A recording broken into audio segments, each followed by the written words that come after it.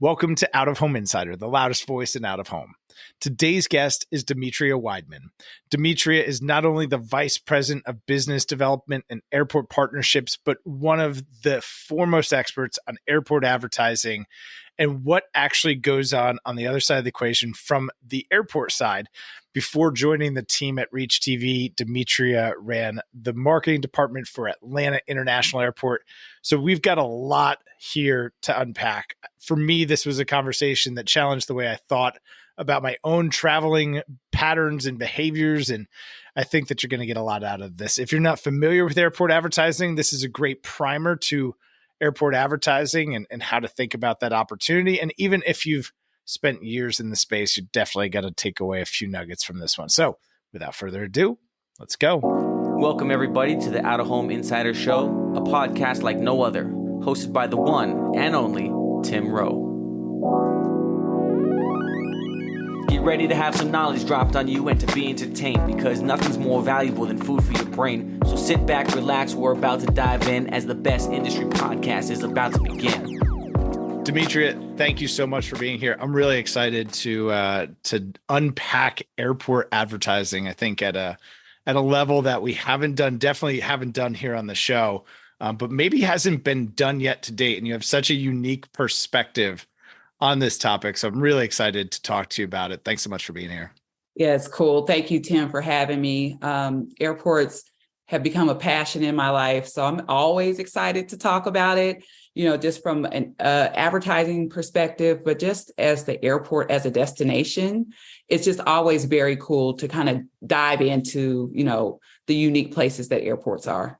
I think so. And I'm sure as folks are even just kind of getting settled into the conversation that we're going to have here today, airports just elicit a range of emotions, different experiences for us. They're really a unique advertising context. And that's ultimately the point that we're going to drive to today, is really double clicking and understanding how unique an airport is relative to some of its other out of home counterparts that might seem similar, but it's just a very different context. For the audience, tell us a little bit about yourself. How did you ultimately get into out of home? You're coming to us from the airport side. Is that right? Yeah, absolutely. So my whole airport, or my entry into airports, is just a unique experience.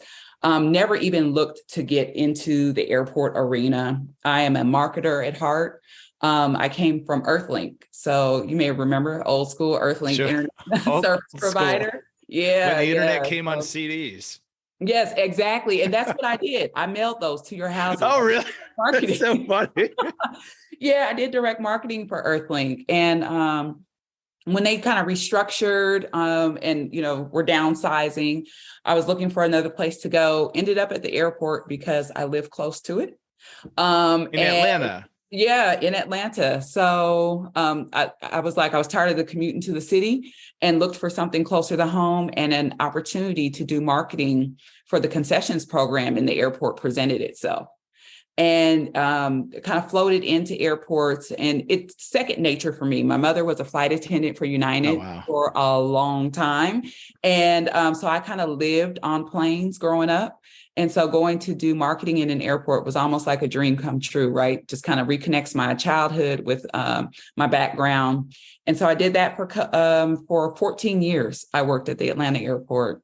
Wow. Doing marketing and business development. Yeah, a long time. But you just, no 2 days are the same in that environment. And I think that's probably why advertising in the airport is such a unique opportunity, right? Because so many different people from so many different places that are there. It is a highly emotional place. People are traveling for different reasons. Sure. And, the ability to get in front of those people from a marketing perspective was always very exciting to me. And once I'd done my time, which I felt like I fulfilled my mission there at the airport, kind of fell into out of home with ReachTV. Got an opportunity there to do business development. So a continuation of being in airports and bringing out of home from a television media perspective to different airports through the airport itself and other partnerships. And we're big fans of ReachTV. Hi, Woody. We love everything that y'all are doing there, and it makes sense taking that kind of inside outlook perspective, right? You were on the other side. You were managing all of that, working with brands who wanted to advertise in the airports, and now being able to help them do that at an even greater scale.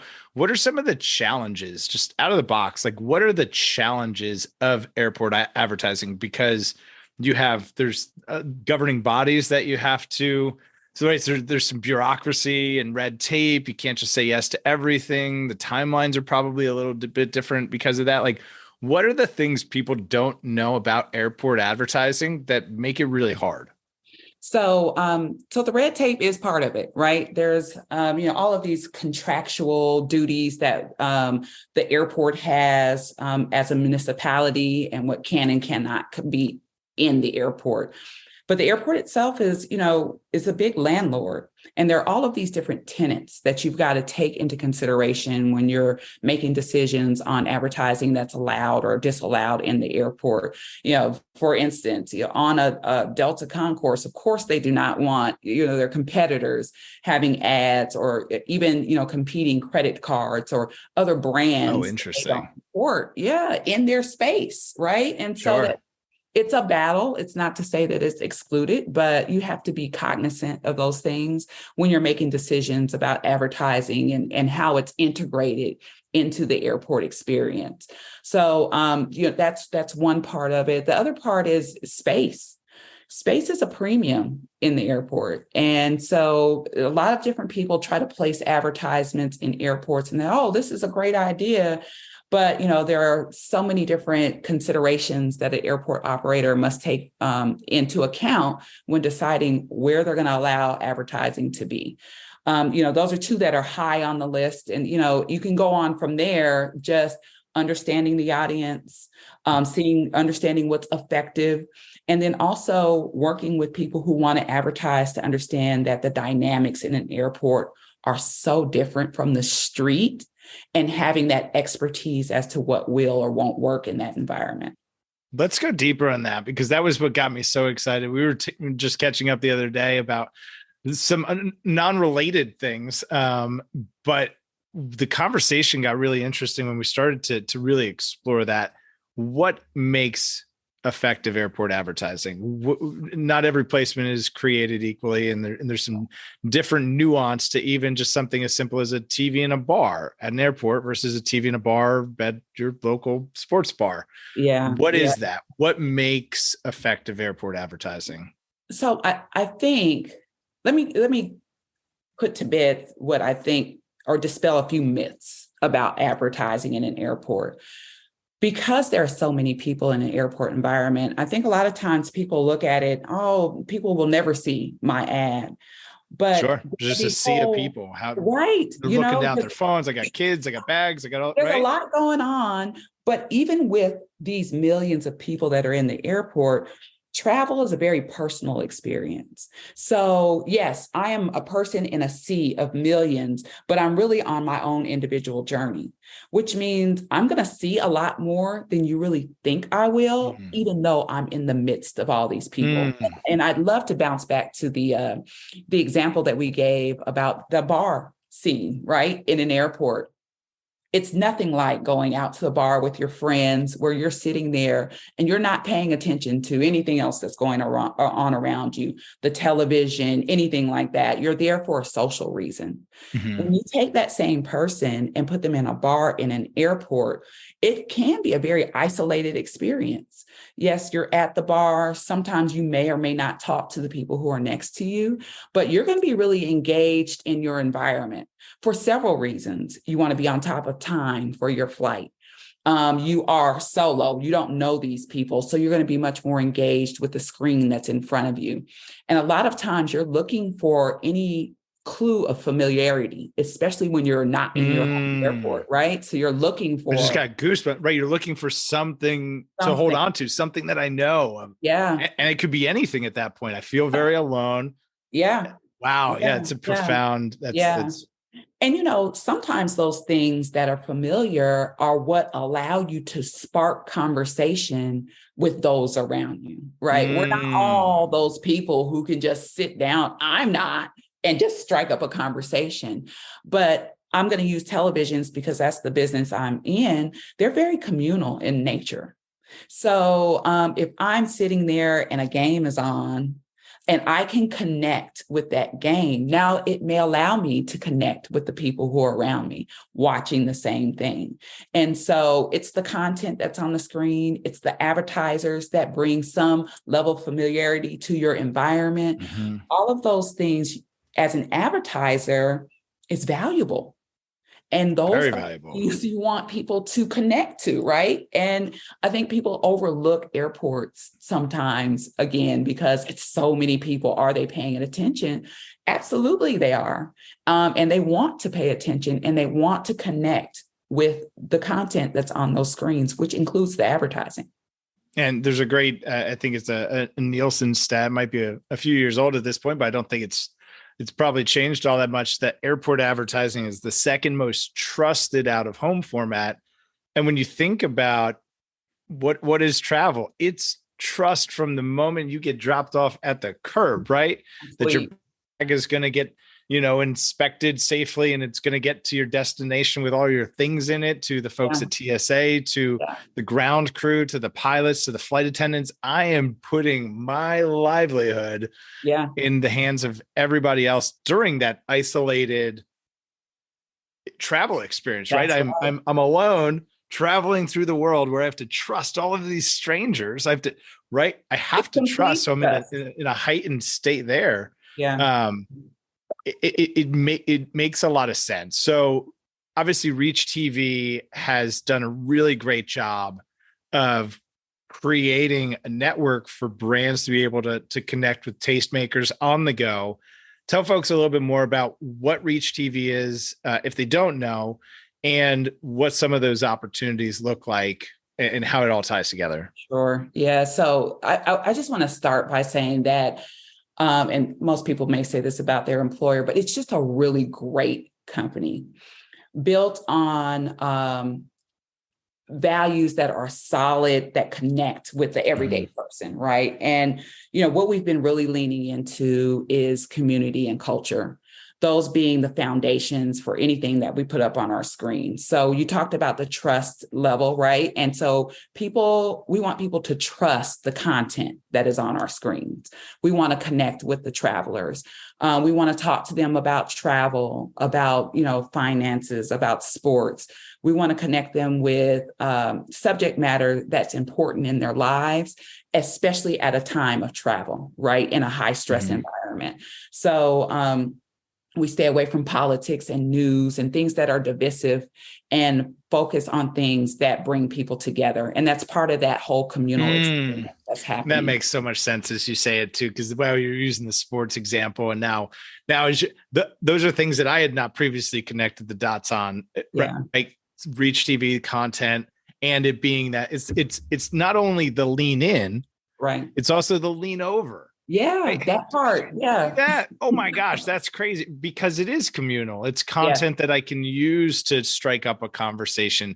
To really, and it's ReachTV does something unique with the content too. It's mostly short form. It's kind of bite size, right? Because we're on the go and we got to get this stuff for your time, right? There at that bar, restaurant, or your time there at that gate hold, for you to be able to not feel incomplete when you walk away, right?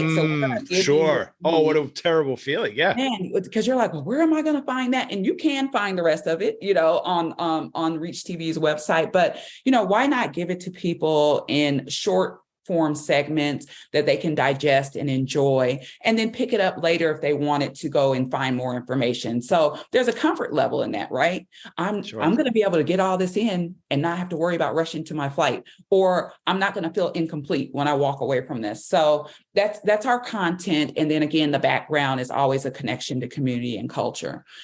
What that does for advertisers is it gives them a place to fit comfortably in our program, right? So these are, high value people that you want to target anyway. But you can feel comfortable that, none of our programming is going to piss people off. There's not going to be this divisive information that we're putting up there. So your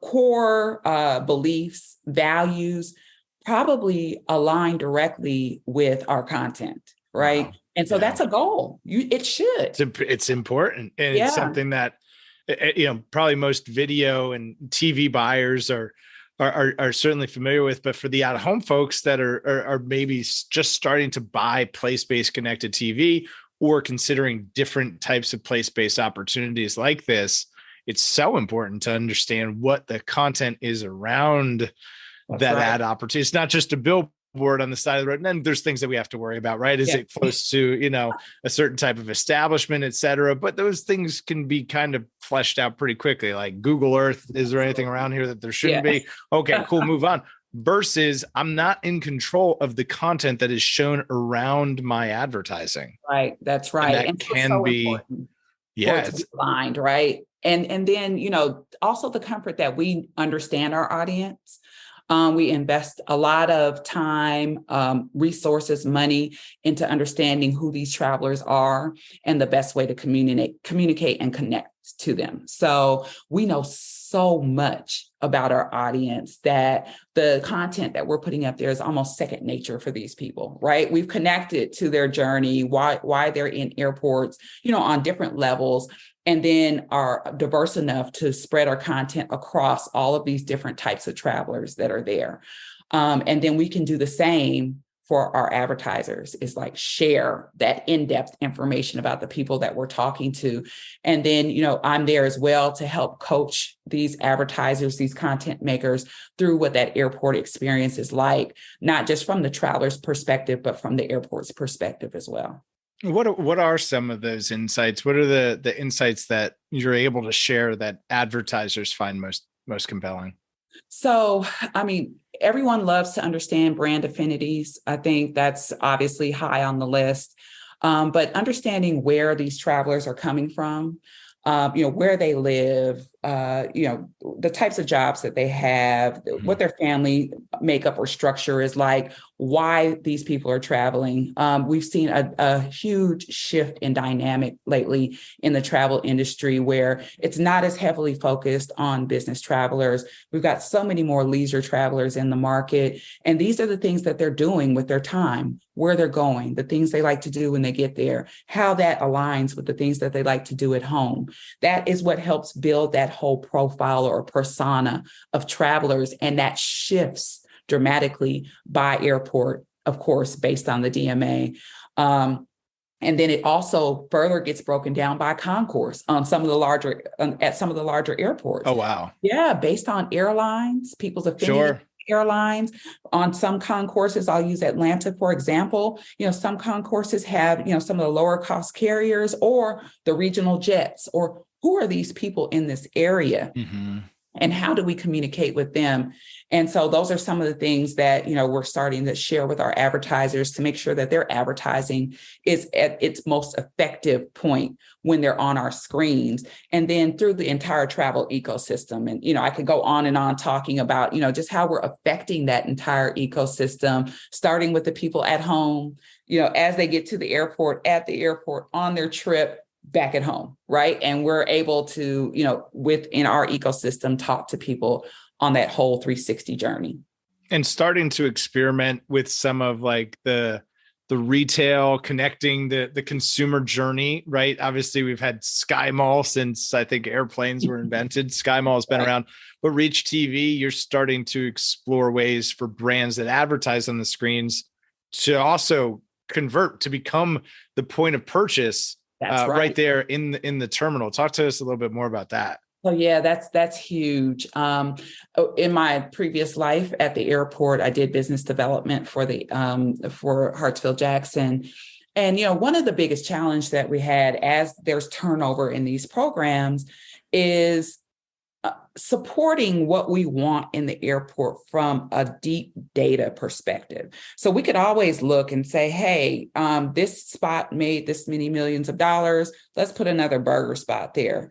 but not really understanding our travelers and what their preferences are outside of the airport, and bringing concepts and brands into the airport that would maximize the revenue per square foot there. So without getting too deep into it, there is now an opportunity, I believe, that ReachTV is bringing to the table where we can say, hey, airport, I know these things have been working well. You're about to have turnover in your program. You should highly consider these brands, these types of concepts for these spaces. I know that burger place has made you, $10 million, but if you really look at your audience, Italian in that same spot would probably generate 30 million, right? Wow.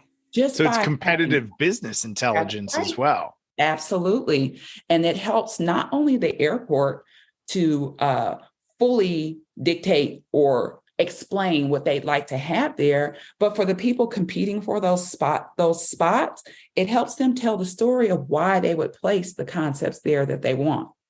And so now it's a marriage, right? People are hearing what airports want based on the demographics or the people who come through the airport, and they're going out and matching brands with that based on that same information. Wow. Yeah. The implications are obviously significant for everybody involved. And that's right. That's a kind of a win-win-win scenario. It's better for us as travelers if it's more aligned with the things that we're interested, which is a better experience for the airport, and it's a better experience for the airline. I mean, that's good for everybody. I mean, it's the so I can see a lot of value being added there.